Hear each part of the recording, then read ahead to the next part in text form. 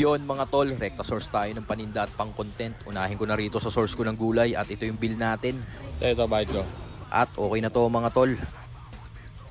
Dito naman tayo sa source ko ng general merchandise at marami akong shit na pinamili sa kanila. Ito yung bill natin at yan, babayaran na natin yan. Bumili na nga rin pala ako ng dried pusit mga boss, mabisang pang almusal to.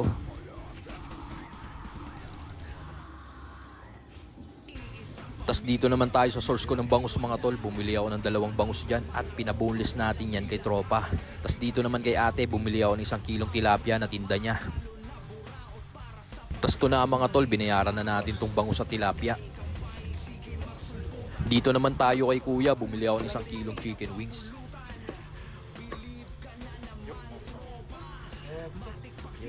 Kunin ko na rin tong frozen foods na binili natin sa source natin. Yan yung bill natin, syempre bayaran na natin yan.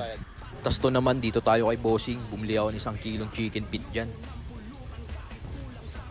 Dito naman tayo sa bilihan ng prutas mga tol, bumili ako ng prutas dyan at papasalubong ko sa mga anak ko. Tas dito naman kay kuya, kinuha ko na tong mga chichirya at tinapay na binili ko sa kanya. At sakto naman, ginutom na ako kaya rekta tayo rito sa paborito kong mamihan. Bali umorder ako dyan ng kanton at palabok.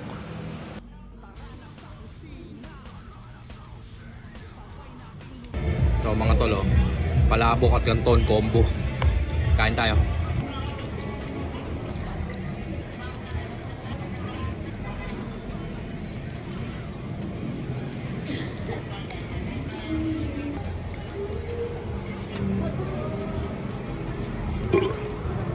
Pumitas na nga rin pala ako ng 1 stick ng camel dito mga boss. Syempre binayaran natin kay ate yan. Tapos to panghuli, dito tayo sa source ko ng frozen meat. Bumili ako ng baka at chicken fillet dyan.